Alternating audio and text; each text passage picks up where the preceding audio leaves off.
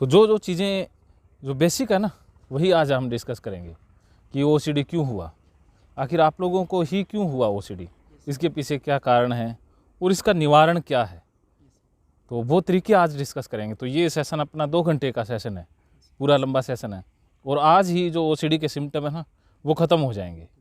तो उसमें जो पहले साइको एजुकेशन कि ओसीडी वास्तव में क्यों हुआ, इसके पीछे रीज़न क्या है।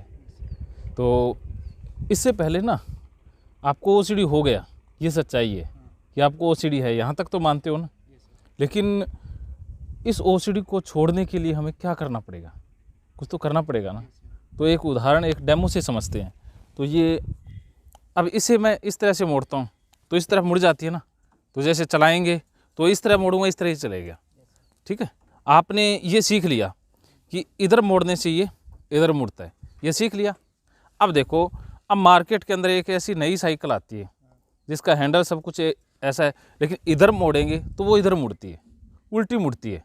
तो उसे सीखने के लिए आपको कितना टाइम लगेगा, बहुत मेहनत लगेगी ना, क्योंकि आपके अंदर जो पाथवे बने हुए हैं, न्यूरल पाथवे बने हुए हैं, वो इधर वाले बने हुए हैं। तो आपको जैसे ही मोड़ना तो इधर चाहते हो आप, लेकिन मुड़ इधर जाएगा। बहुत सारी गलतियां होंगी ना, बार बार आप गिरोगे, पड़ोगे। आपको इसे सीखने में, उल्टा सीखने में 6 महीने का टाइम लग जाएगा। हाँ हाँ हाँ। तो बोले एक्सीलेटर कम लो। हाँ हाँ हाँ। और एक्सीलेटर हमको लगता था कि इधर हाँ कम हाँ ले रहे हैं, हाँ और हाँ। वो ज्यादा ही हो रहा था। हाँ हाँ। ज्यादा ही हो रहा था, एक्सीलेटर बढ़ रहा है और हमको लगा कम हो रहा है। बिल्कुल तो उसी ऐसा ही है। तो इसे सीखने में 6 महीने लग रहे हैं। अब देखो, आपको 6 महीने क्यों लग रहे हैं, क्योंकि आपने पहले इधर वाला सीखा हुआ है, ये मन के अंदर अपने सेव है। तो ये मान लो कि इधर मोड़ने वाली ये ओसीडी है, कि आपके अंदर ओसीडी वाले पैटर्न है, वो सेव हो गया इधर मोड़ने वाला। लेकिन अब जो ये अपनी थेरेपी वर्कशॉप है, ट्रेनिंग वर्कशॉप है, वो ये है कि आप मुड़ोगे इधर लेकिन मुड़ेगी इधर भी। इसका उल्टा हो गया कि मोड़ोगे इधर, मुड़ेगी इधर। तो वो पीछे वाले जो है ना अंदर पाथवे बने हुए, वो खींचेंगे आपको बार बार, वो बार बार उधर ही ले जाएंगे। तो अब एक बच्चा है जिसने पहले साइकिल चलानी नहीं सीखी, उसको ये साइकिल दे देते हैं, इधर मोड़ने से वो उल्टी मुड़ती है। तो उसको सीखने में कितना टाइम लगेगा, कम समय लगेगा। वो 2-3 दिन में सीख जाएगा, क्योंकि उसके मन में पहले से कोई फाइल है, पैटर्न बना हुआ नहीं है, सेव नहीं है। तो ये है। तो इसीलिए आपको डबल मेहनत करनी पड़ेगी। तो डबल मेहनत की ज़रूरत है, क्योंकि पहले हमारे पाथवे वैसे बन गए हैं। तो अब इन पाथवे को ही अपन ने तोड़ना है। इन न्यूरल पाथवे है ना, जो ओसीडी के पैटर्न, इसकी ओसीडी की जो फाइलें बनी हुई है, उन फाइलों को अपन ने निकालना है। उसे कहते हैं रीप्रोग्रामिंग या रीट्रेनिंग। तो आपको रीट्रेंड करना है मन को। जितना आप शिद्दत से रीट्रेन करेंगे, जितना ज़्यादा लगन से, विल पावर से रीट्रेन करेंगे ना, उतना जल्दी हो जाएगा। गिरोगे बार बार, ऐसा नहीं है कि एक बार सोच लिया कि अभी कर देंगे, ऐसा नहीं होगा। एकदम से हीरो नहीं बनना है। गलती ये होती है कि हम एक ही दम से करना चाहते हैं सारा कुछ, कई बार तो कर लेते हैं, फिर वापस भी गिर जाते हैं। तो फिर वापस गिरेंगे, फिर करना है। तो ऐसा कई बार करेंगे तब जा कर के हो जाएगा। देखो, एक म्यूजिक की कोई क्लास लेता था टीचर, बड़ा अच्छा नाम था उसका, वो म्यूजिक सिखाता था। तो उसके पास कोई म्यूजिक सीखने के लिए जाता था ना, तो वो फीस लेता था। तो जैसे कोई उसके पास जाता म्यूजिक सीखने, और वो कहता ना कि मैंने पहले म्यूजिक सीखा हुआ है, तो उससे वो डबल चार्ज लेता था। और जो उसे कह देता था ना मैंने म्यूजिक कभी सीखा ही नहीं, तो उसे वो आधी फीस में ही सिखा देता था। ऐसा क्यों था, बोलो हिमांशु जी, ऐसा क्यों करता था वो? क्योंकि जिसने पहले म्यूजिक सीख लिया ना, तो उसे नया सिखाना बड़ा मुश्किल होता है, क्योंकि पहले वाला उसे भुलाना पड़ेगा। जो पहले सीखा हुआ है वो उसे दिक्कत देगा। हाँ, तो पहले तो बुलाने में कितनी मेहनत लगी, फिर वो अपना नया सिखाएगा। हाँ, तो इसीलिए फ्रेशर होता है, उसका तो मन खाली होता है, उसे तो नया आसानी से सिखाया जा सकता है ना। तो आपने भी जैसे ट्रेनिंग ली है, थेरेपी ली है, तो वो थेरेपी ली है ना पहले, वो कई बार बीच में रोड़ा अटकाएगी। हाँ, कि वो पहले वाला ठीक था, ये ठीक था, तो उस वजह से ना नया सीख पाते हैं, ना पुराने वाले पे अप्लाई हो पाता है। तो इसलिए आपने जो पहले जो भी सीखा है उसे छोड़ दो। उसके ऊपर मनन मत करो, चिंतन मत करो। बस ये सोच लो कि अब जो सीख रहे हैं बस हम उसी के ऊपर पूरा फोकस कर देंगे। और समर्पण आपने दिखाना है कि एक वादा आपने करना है, अगर वो वादा कर लेते हो उसी से हिमांशु ठीक होनी है ओसीडी। तो जो कहानी पिछली बार भी सुनाई थी ना, तो आज मैं फिर से वही कहानी सुनाता हूँ। एक इंसान था, उसको ना भगवान से बड़ी दिक्कत होती थी। वो भगवान को शिकायतें करता रहता था, गालियाँ निकालता था। तो एक दिन भगवान प्रकट हुए और बोले कि बंदे तू बहुत गालियाँ निकालता है, मुझे क्या दिक्कत है तुझे। तो वो बंदा कहता तू ना सबकी मदद करता है, मेरी मदद नहीं करता है।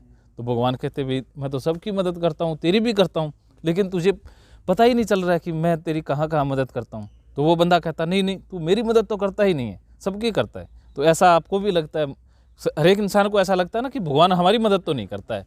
जैसे हमने कौन से गुनाह कर दिए, हमने कौन से ऐसे कर्म कर दिए कि भगवान हमारा साथ नहीं दे रहा, हमें ये हाँ हमें क्यों ओसीडी हो गया। लोग तो पता नहीं क्या क्या करते हैं, उनको कुछ भी नहीं होता, उनको तो बुखार भी नहीं होता, और हमें तो इतनी बड़ी बीमारी हो गई। तो ऐसा लगता है ना, तो भगवान से शिकायत होती है। तो वो भगवान उसे कहते कि देख मदद तो मैं तेरी करता हूँ, लेकिन तुझे पता नहीं है, लेकिन तू इतना कह रहा है ना, तो मैं तुझे एक वचन देता हूँ कि तेरी एक बार मैं बहुत बड़ी मदद कर दूँगा, भी तेरी जान पर भी बन आएगी वो भी मैं बचा दूँगा, लेकिन मैं मदद करूँगा एक ही बार। तो भगवान कहते चाहे मदद आज ले ले, चाहे मदद कभी ले लेना, लेकिन मदद होगी एक ही बार। तो वो बंदा सोचने लगा कि आज तो इतनी खास ज़रूरत नहीं है, काम तो अपना चल रहा है, भगवान से मदद ही लेनी है एक ही बार, तो बाद में ले लेंगे। तो वो बंदा कहता भगवान जी फिर मैं मदद आपसे बाद में ले लूँगा। कहते हाँ कभी ले लेना। तो ऐसे बीच में 5 साल निकल गए, 5 साल का समय निकल गया। तो 5 साल बाद वो बंदा जा रहा था कहीं जंगल में, तो उसे प्यास लगी। तो उसने आसपास देखा तो एक कुआं दिखाई दे गया। वो कुएं के पास गया और उसे कुएं के अंदर एक बाल्टी और एक रस्सी लटकती हुई दिखाई दी। तो उसने जैसे ही रस्सी से बाल्टी को खींचने की कोशिश की, वो बंदा खुद ही अंदर गिर गया। अब बीच में से उसने रस्सी को पकड़ लिया। अब उसने नीचे देखा तो पानी में मगरमच्छ बैठा था, ऊपर देखा तो रस्सी के ऊपर एक सांप बैठा था जो धीरे धीरे उसी की तरफ आ रहा था। अब फंस गया बंदा बीच में। तो अब उसे लगा कि अब तो मौत निश्चित है। तो भगवान को इसने याद किया कि भगवान ने तो वादा किया कि वो बचाएंगे। तो उसने भगवान को याद किया। भगवान आके कुएं की मुंडेर पर बैठ गए। तो कहते क्या हाल है बंदिया। भगवान कहते वो कहते यार तेरे को दिखता नहीं है, मैं मरने वाला हूँ, आपको हाल की पड़ी हुई है, मुझे बचाओ। तो भगवान कहते ठीक है बचाता हूँ। कहते एक काम करो, कहते ना आप रस्सी को छोड़ दो। तो वो बंदा कहता रस्सी को छोड़ दूंगा तो ये मगरमच्छ खा जाएगा। तो कहते अभी रस्सी को पकड़े रखो। कहते रस्सी को पकड़े रखूँगा तो ये सांप मुझे खा जाएगा। तो भगवान कहते फिर रस्सी को छोड़ दो। कहते रस्सी को छोड़ते ही तो मगरमच्छ मुझे खा जाएगा। तो भगवान कहते फिर रस्सी को पकड़े रख। कहते रस्सी को पकड़े रखूँगा तो सांप मुझे खा जाएगा। तो भगवान कहते फिर छोड़ दे। कहते नहीं छोड़ सकता। कहते पकड़े रख। कहते पकड़े ही नहीं रख सकता। तो भगवान ने कहा कहते जब बंदे तू मेरे लिए कुछ करने को छोड़ेगा ही नहीं, तब तक मैं तुझे कैसे बचाऊंगा। हाँ तो कहते मुझ पे भरोसा तो रखना, भी मेरे ऊपर छोड़ दे, रस्सी को छोड़ दे, जब मगरमच्छ खाएगा तब मैं बचा लूँगा, या रस्सी को पकड़े रख जब सांप खाएगा तब मैं बचा लूँगा। कि अपना दिमाग मत इस्तेमाल कर, कि तू जो अपना दिमाग लगा रहा है ना, यही प्रॉब्लम है। तो इस कहानी से आप क्या समझे, बताओ वरुण जी।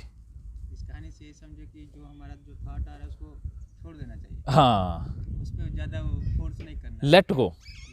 हाँ चाहे आप भगवान के ऊपर छोड़ो, चाहे थेरेपिस्ट, काउंसलर, गुरु जी, किसी पे छोड़ दो। अपने ऊपर रिस्पॉन्सिबिलिटी लेने की ज़रूरत नहीं है, क्योंकि वो बैठा है बचाने वाला।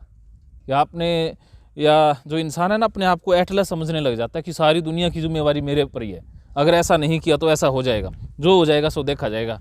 भगवान भरोसे छोड़ दो, गुरु भरोसे छोड़ दो, बस छोड़ दो, किसी के ऊपर भरोसा करो। क्योंकि उस बंदे ने अपना दिमाग इस्तेमाल किया तभी तो वो फंस गया ना। अगर वो बंदा कह दे कि भगवान जी आपको याद कर लिया, आप कहते हो तो मैं छोड़ दूंगा, तो भगवान है ना, वो तो बचा लेंगे। तो इसी प्रकार आप छोड़ दो, हमारे ऊपर छोड़ दो, किसी पर छोड़ दो, वो अपने आप बचाने के लिए तैयार बैठे हैं। पहले आप कुछ छोड़ो तो सही, भी आप पहले जो होगा आपको भगवान सजा देंगे, आपको कुछ बुरा हो जाएगा, जो भी होगा पहले छोड़ दो। कहते देखते हैं हो जाएगा, हम उसको ठीक कर देंगे, पहले छोड़ दो, करके छोड़ना अब, ठीक है, क्लियर। तो सारा कुछ समर्पण, दिल से समर्पण, क्योंकि जब तक छोड़ोगे नहीं तब तक इलाज नहीं होगा इलाज। क्योंकि जब तक हमारे अंदर है ना पकड़ा कि मैं करूँगा, मैं अपना दिमाग लगाऊंगा, जब तक हम अपना दिमाग लगाएंगे ठीक नहीं हो पाएंगे। क्योंकि अपने ही दिमाग से अगर ठीक हो पाते तो आज तक हो गए होते ना, क्योंकि अपने ही दिमाग ने तो हमें इस चौखट पे ला दिया ना, ओसीडी की चौखट पे, क्योंकि हमने अपने ही दिमाग में सोच के ही तो ये पैदा कर ली है ना समस्या। तो अब हमें यही तो छोड़ना होगा, लेट गो करना होगा, इसके अलावा कोई चारा नहीं है। हमें छोड़ना है। छोड़ने के लिए क्या करना है कि आपको जो कहा जाए उसे 100% दिल से करना है। अपना दिमाग बीच में यूज नहीं करना कि आपको कहें कि आग में कूद जाओ तो कूद जाना है। हाँ, फिर हम सोच लेंगे कि मर जाएंगे तो क्या होगा, ये हो जाएगा, तो ऐसे विचार मन में आते ही फिर रुक जाता है। तो कोई गुरु ऐसा नहीं कहेगा कि आपको आग में कूदने को कह देगा, तो समर्पण देखता है ना। देखो कहीं किसी के पास हम सीखने के लिए जाते हैं, जो गुरु चेले की पहले परंपरा हुआ करती थी, तो गुरु के पास बहुत सारे चेले होते थे ना, तो जो चेला गुरु के प्रति समर्पित था उसे बहुत ज़्यादा मिलता था ना, उसे गुरुजी बहुत सिखाते थे, क्योंकि गुरुजी उसे कह देते थे भी तू ये कर दे, तो वो हाँ अर्जुन था, या वो अपना शीश देने के लिए तैयार हो जाते थे ना, वो मुक्त हो जाते थे क्योंकि विश्वास के कारण और श्रद्धा समर्पण के कारण। तो ओसीडी छोड़ने के लिए श्रद्धा समर्पण की ज़रूरत है। उसके ऊपर अपनी तरफ से कोई लॉजिक जोड़ने की या तर्क करने की, या मैं ठीक हूँ या वो ठीक है, तीसरा बंदा ठीक है, वो ऐसा कहता था, ये ऐसे कहते हैं, इस तरह के अगर हमने कन्फ्यूज़न वाले विचार मन में पैदा कर लिए ना, फिर दिक्कत हो जाती है। चाहे कोई कुछ भी कह रहा हो, बस छोड़ दो कि हाँ तू सही है। एक बंदे को तो हम माने ना सही, भी किसी को ऊपर तो छोड़ना होगा, एक बंदे के प्रति तो समर्पण करना होगा ना, जब जाके बात बनेगी।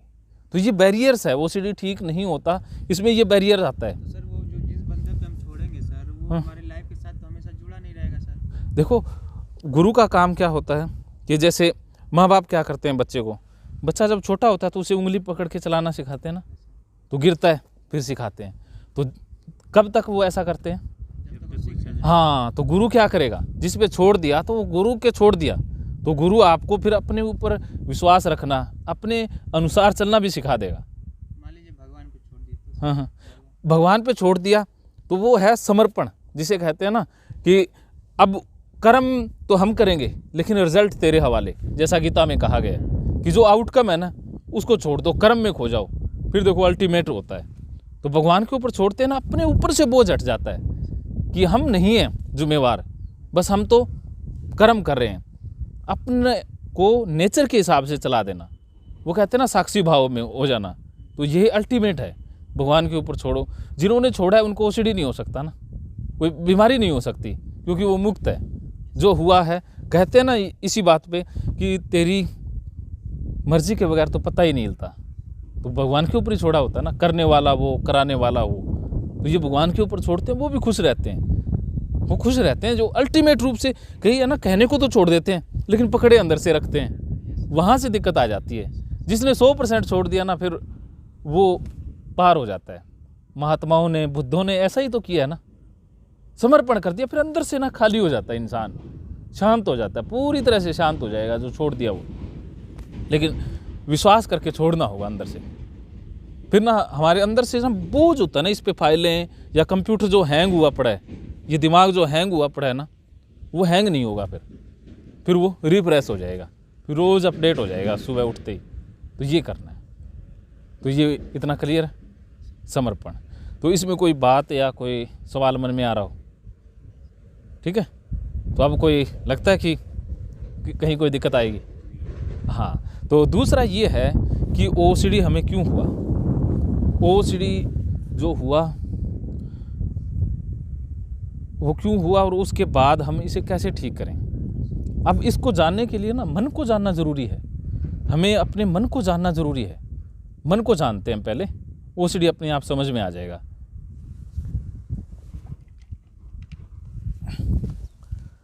देखो ये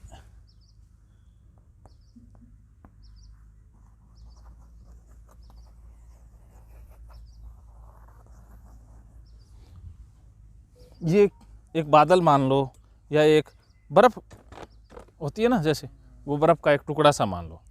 अब आपने समुद्र में बर्फ़ देखी है तैरती हुई, तो समुद्र में बर्फ़ तैरती है ना, ये समुद्र की परत है, जैसे ये पानी है, नीचे सारा पानी है,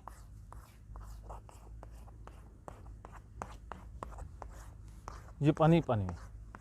बर्फ़ जब समुद्र में तैरती है तो उसका मामूली सा पार्ट बाहर दिखाई देता है और उसका बहुत बड़ा पार्ट अंदर होता है समुद्र के। तो ये मनोविज्ञान है मन का, कि हमारा जो मन है ना, मन को अगर 100% माने तो उसका 10% हिस्सा चेतन मन होता है और बाकी अचेतन मन होता है।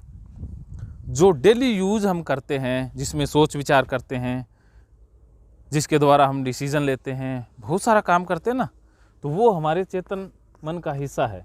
वो मामूली 10% है और 90% हिस्सा हमारा अचेतन मन है, जो अनकॉन्शियस माइंड है। ये बचपन से सबकॉन्शियस कह लो, अनकॉन्शियस कह लो, हाँ, तो ये बचपन से या हमारे दुनिया में आगमन के साथ शुरू हो जाता है। इसमें डाटा इकट्ठे होना, इसमें परतें बनती रहती है, इस तरह से परतें बनती रहती है। इसमें अच्छी चीज़ें भी हो सकती हैं, इसमें बुरी चीज़ें भी हो सकती हैं। तो सर वो कॉन्शियस माइंड रहता ही नहीं होगा तब तो। कॉन्शियस माइंड बहुत कम होता है, बच्चों का बिल्कुल नहीं रहता होगा सर। हाँ, बहुत कम होता है। इसके साथ साथ ये बुद्धि डेवलप होती है। बड़े होते हैं ना हम, तो हमारी विवेक या बुद्धि विकसित होती जाती है। बच्चों के अंदर कॉन्शियस माइंड जिसे कहें ना, इसका अलग पार्ट आ जाता है कि ईगो, सुपर ईगो और इड। हाँ, इड, ईगो और सुपर ईगो। तो बच्चों के अंदर इड पार्ट है वो ज़्यादा होता है और बड़ों के अंदर सुपर ईगो होता है। और बैलेंस करने के लिए ईगो का काम होता है, तो दोनों को बैलेंस करता है। तो वो डिफरेंट है। अभी हम इसे ही समझ रहे हैं।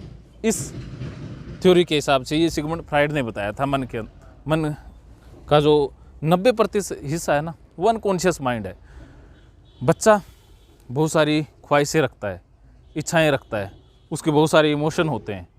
उसको कुछ अच्छा लगता है, बुरा लगता है, किसी के प्रति गुस्सा है, किसी के प्रति प्रेम है, नफरत है। तो समाज हमारा क्या करता है?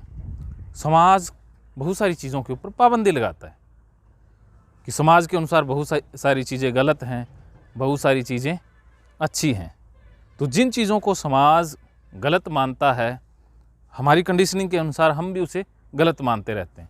लेकिन मन तो नेचुरल है ना, ये समाज के दायरे से परे है। इसके अंदर तो जो भी इमोशन उठते हैं उसकी ये पूर्ति करना चाहता है। लेकिन सामाजिक बंधनों के कारण या बहुत सारे ऐसे बाहर के जो फैक्टर होते हैं जिनके कारण हम अपनी ख्वाहिशों की पूर्ति नहीं कर पाते, इच्छाओं की पूर्ति नहीं कर पाते, तो उन ख्वाहिशों को ये उठी, तो यहाँ पर हमें ना चेतन मन में पता लगता है कि ये अच्छी बात नहीं है, ये बहुत बुरी बात है, ऐसा हमें नहीं करना चाहिए। तो हम इसे यहाँ पर भेज देते हैं, सप्रेस कर देते हैं। दो चीज़ें हैं, एक तो है सप्रेस करना और एक है एक्सप्रेस करना। कि जो आपके अंदर इच्छा उठी उसे आपने एक्सप्रेस कर दिया, बता दिया या उसे पूरा कर लिया, तो वो कंप्लीट हो गई। दूसरी है कि आपके अंदर इच्छा उठी और उसे आपने अंदर दबा दिया, सप्रेस कर दिया। जो एक्सप्रेस कर दिया वो काम कंप्लीट हो गया, वो निकल गया, और जो सप्रेस कर दिया वो हमेशा के लिए दबा रह गया अंदर। तो ओसीडी इसलिए हुआ कि हमने बहुत सारी चीज़ें अचेतन मन में दबाई हुई है। इसमें एंगर दबाया हुआ है, गुस्सा भी इसमें दबाया हुआ है। बचपन में गुस्सा आता था, बच्चे को गुस्सा आता है तो बच्चे में चेतन मन आप कह रहे थे कम होता है या होता नहीं है, तो बच्चे को गुस्सा आता है, शो कर देता है, करता है ना शो। क्या वो देखता है कि इसकी गुस्सा नहीं करना, इसको ऐसे नहीं करना, तो जैसे गुस्सा आएगा एक्सप्रेस कर देगा वो, और 2-3 मिनट बाद वो नॉर्मल हो जाएगा। अब अपने साथियों के साथ वो खेल रहा है, किसी से गुस्सा है तो गुस्से में मार भी देगा, गुस्से में कुछ भी बोल देगा, 5 मिनट बाद उन्हीं के साथ खेलने लग जाएगा। लेकिन क्या हम ऐसा कर पाते हैं? बड़े नहीं कर पाते ना। हाँ, तो उसके सुपर ईगो रहता है और सुपर ईगो के कारण हम उसे अंदर दबा देते हैं। अंदर दबा दिया, वो गलती हुई कि वो सप्रेस हो गया। अब इसी तरह से भूख, जो ये भी बेसिक डिज़ायर है ना, तो बच्चे को जब भूख लगती है तो रोने लग जाता है या उठा के खा लेता है। लेकिन कई बार कहते हैं ना, मम्मी कह देती है कि सबके सामने नहीं खाना, ऐसे किसी के घर जाते हैं तो ऐसे नहीं मांगते, सभ्य होना चाहिए, ये वो होना चाहिए। तो इस इच्छा को भी हमने इसके अंदर सप्रेस कर दिया, इसे कर दिया ना। अब देखो आपको रोने का मन करता है, कई बार ऐसे दुख तो सबके जीवन में आते हैं ना, मेरे जीवन में आते हैं। अब रोने को मन करता है कि मैं खुल के रोऊं, ऐसे मोमेंट आपके जीवन में भी आए होंगे कि मैं खुल के रोऊं, लेकिन लोग क्या कहेंगे कि अगर मैं रोऊंगा तो मर्द का बच्चा होकर रोता है, बच्चों की तरह रोता है, तो हमने वो रोना ही इसमें दबा दिया। अब देखो किसी के घर में किसी की डेथ हो जाती है तो रोते हैं ना ज़ोर ज़ोर से। अगर कोई महिला या कोई पुरुष रोए ना, वो बैठ जाए गुमसुम होके, तो वो क्या सही है या गलत है? गलत है। उसे दूसरे रुलाने का प्रयास करते हैं, क्योंकि अगर रोने को उसने दबा दिया तो वो डिप्रेशन में चला जाएगा या मानसिक रोगी हो जाएगा, क्योंकि अंदर दब गया ना। रोना तो चाहता है लेकिन रो नहीं पा रहा है, तो रोने को हमने इसमें दबाया हुआ है, हंसने को दबाया हुआ है। अब रोने लग जाए तो समाज कहता है कि क्या बच्चों की तरह रोता है, या मर्द के बच्चों की तरह मर्द का बच्चा होकर के रोता है। अब कोई हंसने लग जाए तो क्या पागलों की तरह हंस रहा है, तो हंसने के ऊपर भी पाबंदी लगाई हुई है ना, सामाजिक बंधन है, हंसने के ऊपर भी तो टैक्स देना पड़ता है। तो हंसना चाहते थे लेकिन हंस नहीं पाते थे। अब क्लास में आप गए तो स्कूल में ये है ना, स्कूल में ये गड़बड़ स्टार्ट हो जाती है बच्चों के साथ। जो सप्रेशन है ना, सबसे पहले घर से स्टार्ट होता है और पूरा का पूरा उसमें जिम्मेवारी रहती है वो स्कूल की आ जाती है। तो स्कूल में सब बहुत ज़्यादा सप्रेशन होता है बच्चों का। तो अब हंसना चाहता है कोई, अब बच्चे क्लास में हंस दे तो मैम क्या करेगी, 4-5 डंडे मारेगी और उसे क्लास से बाहर निकाल देगी। तो हंसने के ऊपर भी पाबंदी है ना, क्लासरूम में, घर में, या बच्चे छोटे छोटे होते हैं, जब जी करता है हंस लेते हैं ना, कोई परवाह होती है उनको, क्योंकि वो एक्सप्रेस कर रहे हैं, ये नेचुरल है, अपने आप हो रहा है। अब जब वो सोचेंगे कि लोग क्या कहेंगे, इससे तू बुद्धू लगेगा, बेवकूफ़ी वाली बात है ये, तो सबके सामने हंसना, या वो अपने आप को शाना समझने लग जाएगा, तो वो हंसने को सप्रेस कर लेगा। तो आप देखो वो कारण बनता है फिर ओसीडी का। तो आपके जीवन में ऐसे कितने एक मोमेंट आए होंगे जब आप हंसना चाहते थे, खिलखिला के हंसना चाहते थे, बस हंसी में खो जाएं और हंस नहीं पाए थे कि लोग क्या कहेंगे, मैम क्या कहेगी, दूसरे लोग क्या सोचेंगे। ऐसे मोमेंट आए ना, तो वो एक रीज़न रहा। और कभी ऐसे मोमेंट आए रोने वाले आए ना, रो नहीं पाए, आपके घर में घटनाएं घटी, आपके साथ भी घटनाएं घटी, उसको दबाया हुआ है, वो दबाया हुआ ओसीडी का कारण है। ऐसा है ना हिमांशु? हाँ, तो आपके मन में किसी के प्रति गुस्सा था, बहुत गुस्सा था कि साले को जान से मार दूं, तो मतलब कोई चीज दबा दी तो उसका ओसीडी का रूप ले लिया था? ओसीडी का नहीं लेगी वो रूप, ओसीडी उसमें से एक है, बहुत सारी बीमारियों का रूप लेगी वो। मान लीजिए हम भूख को दबा दी तो उससे भूख को दबाने से क्या ओसीडी पर रिलेटेड आ जाएगा? ना, उसमें डायरेक्ट ओसीडी कन्वर्ट नहीं होगा, उसमें बहुत सारी बीमारियां आती है। अब देखो एक ट्यूब है, एक टायर है, उसमें हवा भरते जाते हैं, वो जहाँ से कमज़ोर होगी वहाँ से वो फट जाएगी। तो ये ना दबाया हुआ अंदर ना प्रेशर क्रिएट करता है, जैसे भाप की तरह होता है ना, वो भाप की तरह जैसे स्टोव के अंदर भाप बनती है तो वो फिर बाहर निकल जाती है, तो वो प्रेशर क्रिएट होता है। तो अब प्रेशर क्रिएट होता है, किसी में वो डिप्रेशन में निकल जाता है, किसी में ओसीडी में, किसी में वो हिस्टीरिया बन जाता है, किसी में कन्वर्जन डिसऑर्डर बन जाता है, किसी में वो फोबिया बन जाता है, किसी में बाकी साइकोलॉजिकल डिसऑर्डर में बदल जाता है, और बहुत सारे ऐसे होते हैं जिनमें शारीरिक बीमारी के रूप में निकल जाता है। किसी की कमर दर्द होने लग जाएगी, सर दर्द होने लग जाता है। तो ये तो ना शरीर का ना एक रिएक्शन होता है, शरीर अपने आप को ना ठीक करना, जो मन और शरीर है ना, दोनों के अंदर एक नेचुरल पावर है, शक्ति है कि वो ऑटो हीलिंग प्रोसेस के द्वारा खुद को ठीक करना चाहते हैं। मन में कोई चीज़ सप्रेस होगी ना, तो मन को पता लग गया अभी ये गलत होगी चीज़, तो सप्रेस, इसको ठीक करें। अब ऑटो हीलिंग के तरीके से ना आपको ठीक करना चाहेगा, लेकिन उसके ऊपर भी हमने रोक लगा दी कि मन जो करना चाहता था उसको भी रोक लगा दी, वो भी नहीं कर पा रहे, फिर ये मन डिस्टर्ब हो जाता है। शरीर भी ऑटो हीलिंग की प्रोसेस के कारण कोई बीमारी का वायरस हमारे अंदर आता है, इम्यून सिस्टम उसे अपने आप निकाल देता है। ऐसा ही मन के साथ था, मन का बड़ा खूबसूरत फंक्शन था, लेकिन हमने इसे दबा दबा के इसको ना कन्फ्यूज कर दिया। अब मन फिर भी कोशिश करता है, तो जो इसमें इच्छाएं या डिज़ायर थी वो दबा दी। वो मन, आपको पता लग गया कि ये बंदा ऐसे तो निकालेगा नहीं, लेकिन मन ने ठाना हुआ है कि ठीक तो मैंने रखना ही रखना है। फिर वो क्या करेगा, सपनों के ज़रिए चीज़ों को निकालेगा।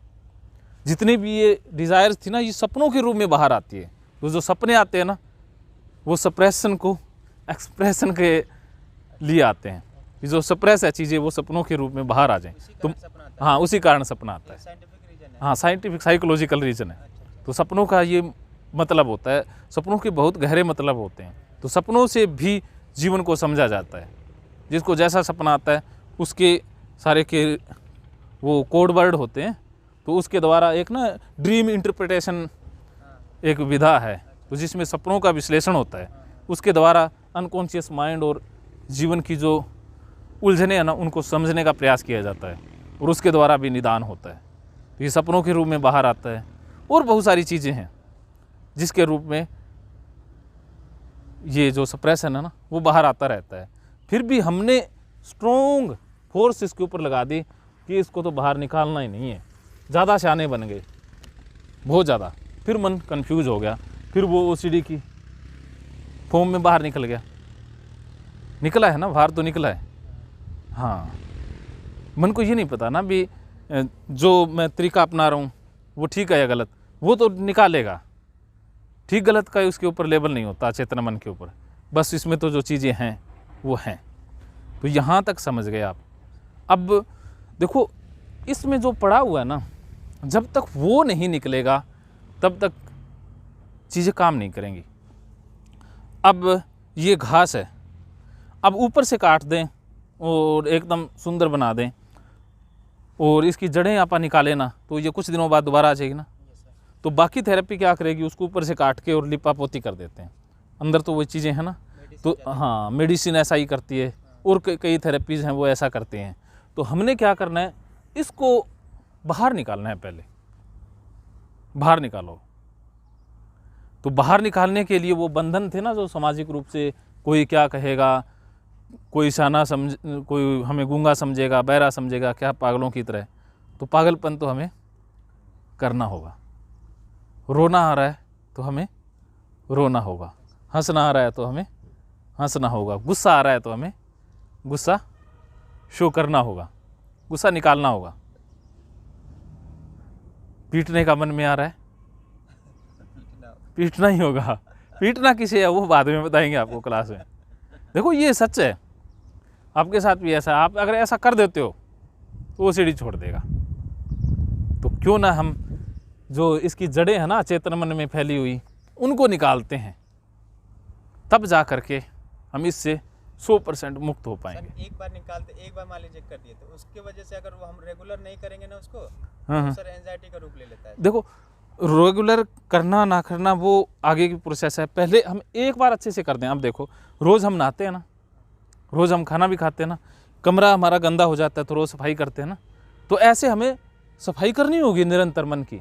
अब शरीर की रोज़ सफाई करते हो तो क्या मन की रोज़ सफाई की हमने? हाँ, तो ये करनी है।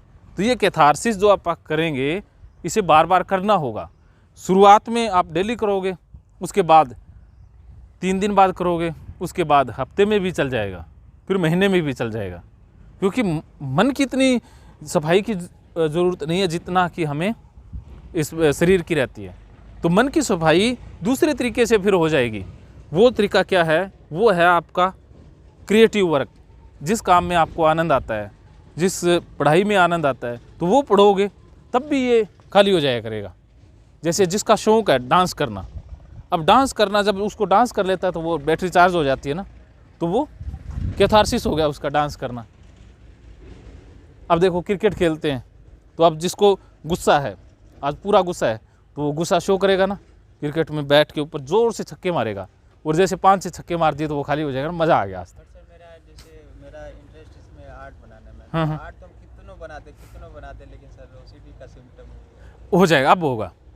क्योंकि वो ना एक्सप्रेस तो कर रहे थे, तो जो आर्ट आई है ना, वो भी आपके चेतन मन में बहुत सारी चीज़ों को प्रकट कर रहा है। वो आर्ट दिखाना, उससे भी पता लगेगा। अब देखो, आपने एक क्या नाम था जो बॉक्सर था, अली नाम था उसका, खली नहीं, एक और, चलो, बहुत अच्छा एक बॉक्सर था। तो उसमें उसके साथ ना बचपन में कुछ ऐसी घटनाएं घटी जिसका गुस्सा उसके अंदर था। तो अब सामने वाला जो प्रतिद्वंदी उसके सामने आता तो वो सारी उसके अंदर से फाइलें एक्टिवेट हो जाती और उतने ही पावर से, ज़ोर से वो बाहर निकालता था। तो वो देखो उसने वो अंदर का दबा हुआ है तो बाहर निकाल रहा है ना एनर्जी। जो एनर्जी दब गई ना, एनर्जी दबाई नहीं जा सकती ना, तो वो एनर्जी होती है ना डिज़ायर में, इसमें इच्छाओं में, तो वो एनर्जी उस रूप में बाहर निकलती है। तो वो क्रिएटिव वर्क में यूज़ किया ना। तो इसी प्रकार आपने अपनी जो एनर्जी है ना उसका क्रिएटिव इस्तेमाल करना है, फिर वो सीढ़ी नहीं सताएगा, फिर वो सफाई हो जाएगी, फिर वो ऑटोमेटिक सफाई का आपने तरीका ढूंढ लिया है। उसी तरह से इस्तेमाल करोगे, डेली करने की फिर ज़रूरत उस स्टेज पर नहीं पड़ेगी। तो ऐसा बहुत सारे लोगों के साथ होता है। तो सर अभी जैसे हम अभी बताएंगे तो उससे कैसे बेनिफिट मिलेगा? अभी जो कराएंगे ना उससे बेनिफिट ये मिलेगा कि जो पुराना कचरा दबा हुआ है ना वो निकल जाएगा। हॉबी से सर, हाँ। जो आर्ट बनाते हैं उससे कैसे उसका बेनिफिट? उससे ये कि बाकी जो नया कचरा है ना वो नहीं आएगा। अच्छा। हाँ, जो दिन भर की जो स्ट्रेस है, चिंताएं हैं, वो नहीं आएगी फिर आपको। हाँ, जो पुरानी है वो तो आपसे निकल जाएगी, क्योंकि कई बार कुछ चीज़ें इतनी पुरानी दबी हुई है कि उस हॉबी से आपकी नहीं बाहर आ रही है, तो आज हम उसे निकाल देंगे। बाकी जो नया करोगे उससे नई जो परेशानी है ना, कचरा, वो निकलता चलेगा उससे। हाँ, तो आपने मन को निकालना है, पूरा खोलना है, दबा के नहीं रखना, एक्सप्रेस करना है। मन में जो दबा हुआ है ना उसको निकालना है। उसके लिए हमें चाहे रोना पड़े, चाहे हंसना पड़े, चाहे उछलना पड़े, कूदना पड़े। हिमांशु रेडी? आज निकाल देना है। देखो हम 3 ही होंगे, चौथा मैं होऊंगा, हमारे अलावा और कोई नहीं है। कमरा हमारा बंद होगा, सारे कमरे से बाहर होंगे, और जो चिल्लाना होगा वो उस फॉर्म में कर लेना जिसमें सीधे सीधे उस व्यक्ति को नाम ना लें। जैसे चाइनीज़ लैंग्वेज में जैसे गाली निकालनी ऐसे करके, तो पूरा अंदर से निकाले, उसका नाम गलत बोल देना, कुछ भी चाइनीज़ भाषा में इस्तेमाल कर देना। जो यहाँ पर जो सामान होगा उसको पीटना है, बाहर नीचे मारना, जैसे तकियों को पीटते थे ना। अब देखो पहले कैथारसिस जो अच्छा होता था जो महिलाओं का, अब सास और बहू का आपस में इस तरह से खींचाता नहीं है। तो अब बहू कपड़े धोती थी ना सास के, अब जो जैसे ही सास का कपड़ा आया तो उसे थप्पी से पीटती थी। तो अब उसे लगता था कि ये सासू का कपड़ा है, तो ज़ोर ज़ोर से पीट पीट के वो अपना मन का जो गुबार है ना वो बाहर निकाल देती थी, तो इससे वो ठीक रहती थी। ये तरीके हैं, तो आपने भी बाहर निकालना है कि जितना ज़्यादा हम जिससे प्रति गुस्सा है ना उसकी एक तस्वीर बना लें, चाहिए उसके पेज पे बनाएं और उसे कहीं लगा करके बॉक्सिंग के उसके ऊपर पूरा ज़ोर ज़ोर से पीटें। ऐसे लोग करते हैं। जो शायर हैं, अब उसका ब्रेकअप हो गया, वो गुस्सा है अंदर दब गया ना, वो जो इच्छा थी उसके साथ रहने की वो इच्छा दब गई, तो शायरी के रूप में बाहर निकालते रहते हैं। हिट तो उसे ही करते हैं ना, टारगेट तो उस लड़की को ही रखते हैं। हाँ हाँ, तो ऐसा है। तो इतना कुछ दबाया हुआ है ना अंदर, तो वो अल्टीमेट चले जाते हैं, क्योंकि फिर वो ना फोर्स मिलती रहती है अंदर से बार बार। तो ऐसा ओसीडी में ऐसा ही हमने ना दबा दबा के ये बीमारी पैदा कर ली है, क्योंकि हम एक्सप्रेस नहीं कर पाए। आप ऐसी कोई जो हॉबी है आपकी वो डेवलप नहीं कर पाए जिसके माध्यम से पूरी तरह से बाहर निकल पाए, वो रास्ते बंद हो गए थे। तो ये गलत रास्ते से बाहर निकल गई। भी समस्या सबको आती है, गुस्सा सबको आता है, सबने दबाया होता है। तो किसी ने जैसे क्रिएटिव वर्क में निकाल दिया, जैसे अब मैं बोल लेता हूँ तो मेरा कैथारसिस हो जाता है। अब मेरे को बोलने ना दिया जाए, काम ही ना करने दिया जाए, तो कुछ दिन में मैं परेशान हो जाऊँगा ना। तो ये मेरा तरीका है अपना। और बाकी दूसरे लोग हैं, जो कोई ट्रैवलिंग करता है तो वो ट्रैवलिंग करके अपना वो मन को शांत कर लेता है।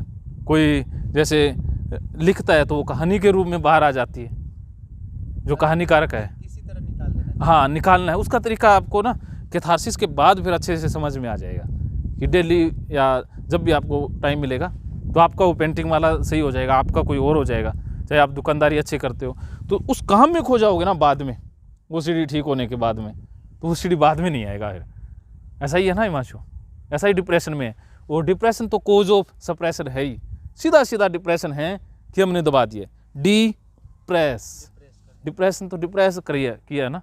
वो सीढ़ी में भी ऐसा होता है कि ये हमें पता नहीं है लेकिन हमने दबाया बहुत कुछ है। और लास्ट बात हम कर लेते हैं, उसका यहाँ पर हम प्रदर्शन तो नहीं करेंगे, लेकिन वो भी एक स्ट्रॉन्ग फोर्स है जिसको बहुत लोगों ने दबाया होता है, वो है सेक्सुअलिटी। हाँ, तो उसको तो दबा दबा के आज इंडिया ही पूरा दबा रहा है उसे, तो उसे समझना है। हाँ, तो उसके लिए जैसे आपकी तो शादी हो गई है तो नो टेंशन, तो आपने शादी कर लेनी है, नो टेंशन। नहीं सर, अभी तो टाइम लगेगा। हाँ, टाइम लगेगा, कोई बात नहीं। और आपका क्या प्लान है? हाँ कर रही है, हाँ तो कोई बात नहीं, चलो इस सेक्सुअलिटी वाले टॉपिक को ना फिर बाद में हम डिस्कस कर लेंगे। पहले जो बाकी है ना, गुस्सा, रोना धोना, चिल्लाना और जो रोना है, जो जो एंगर जो दबाया हुआ है ना, उसको निकालते हैं पहले, ठीक है? रेडी? तो सभी वो अपना रेडी है रूम में? फिर तुम खूब मंत्र का उच्चार शुरू कर दे। अब शरीर तैयार है, शरीर की बाधाएं हट गई, अब मन पर चोट की जा सकती है। अब मन सोया है, उसको भी सक्रिय किया जा सकता है। खूब ध्वनि के द्वारा या कोई भी ध्वनि का उपयोग किया जा सकता है। तुम अपने भीतर ध्वनि तरंगें पैदा करते हो, क्योंकि मन ध्वनि का ही एक रूप है, विचार ध्वनि का ही एक रूप है। ध्वनि की तरंगों से तुम विचारों को फेंकते हो, मन को सक्रिय करते हो। फिर चौथे चरण तुम शांत मूर्तिवत खड़े रह जाते। 3 चरण केवल तैयारी थे, चौथे चरण में तुम साक्षी मात्र रह जाते। पहला चरण शरीर पर चोट करता है, दूसरा चरण शरीर और मन के बीच में जो बाधाएं थी उन पर चोट करता है, तीसरा चरण मन पर चोट करता था, चौथे चरण में तुम अपने घर आ गए। सिर्फ आत्मा, सिर्फ बोध, सिर्फ साक्षी हो। ये 4 चरण ज्ञान के, और 5वां चरण तो उत्सव है। वो जो साक्षी क्षण भर को जगा, जरा सी देर को झरोखा खोला, दूर आकाश दिखा, बादल दिखा, चांद दिखे, जरा क्षण भर को सौंदर्य की वर्षा हुई, तो उसके लिए धन्यवाद दोगे ना? केवल धन्यवाद है, केवल अनुग्रह का भाव है, अभिनंदन है कि हे प्रभु तेरी कृपा अपार है। लेकिन सारी प्रक्रियाओं के बीच जो ध्यान का मौलिक अर्थ है वो साक्षी है।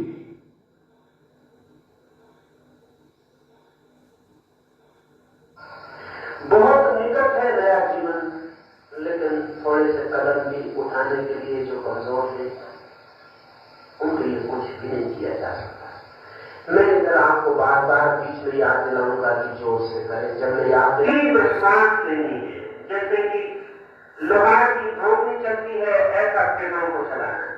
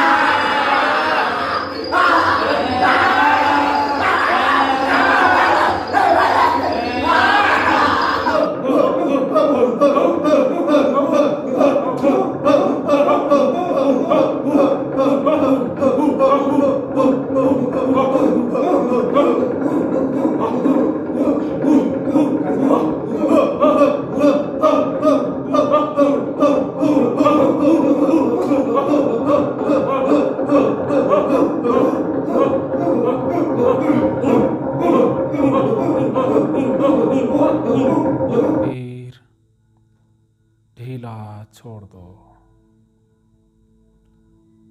हाथ जिस तरफ जाते हैं जाने दो। पैर जिस तरफ जाते हैं जाने दो। पूरा शरीर एकदम ढीला छोड़ दो।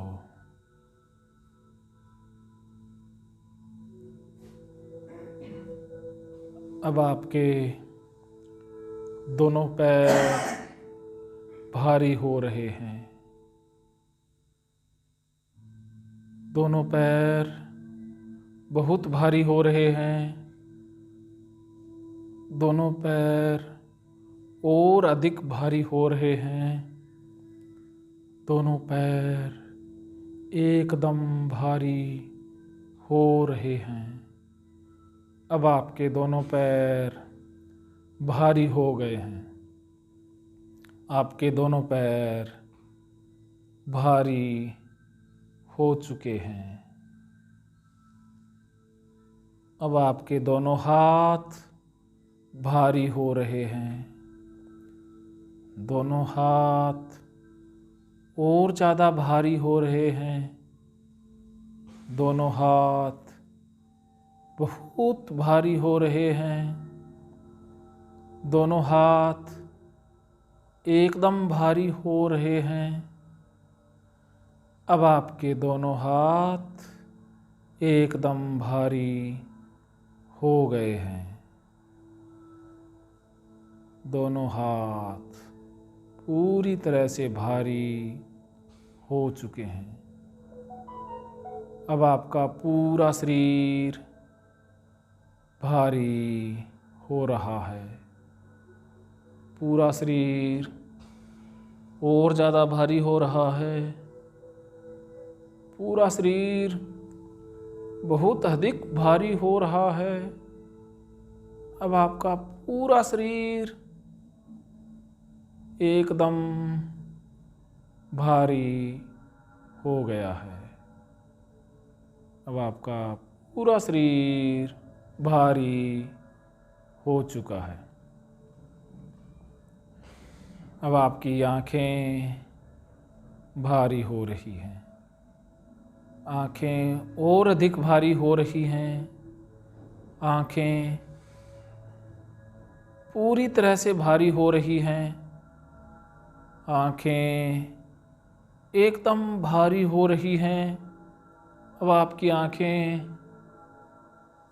भारी हो चुकी हैं।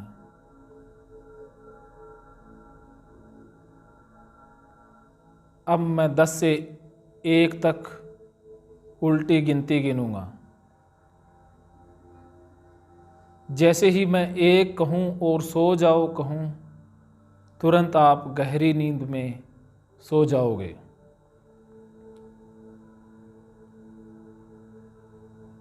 जैसे ही आप गहरी नींद में जाओगे,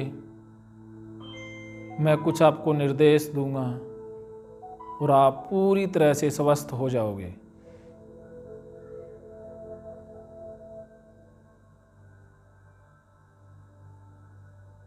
आप पूरी तरह से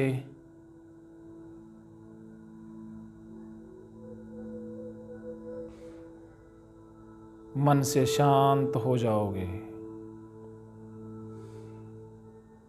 तो जैसे ही मैं 1 कहूँ और सो जाओ कहूँ, तो आपने गहरी नींद में सो जाना है। जितनी ज़्यादा आप गहरी नींद में जाएंगे, उतने ही अधिक आप स्वस्थ हो पाएंगे।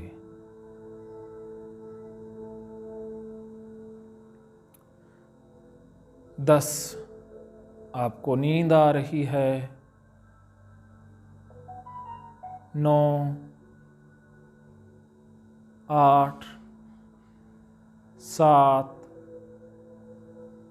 6, 5, 4, 3, 2, 1, सो जाओ। अब आप गहरी नींद में सो गए हैं। अब आपको बहुत गहरी नींद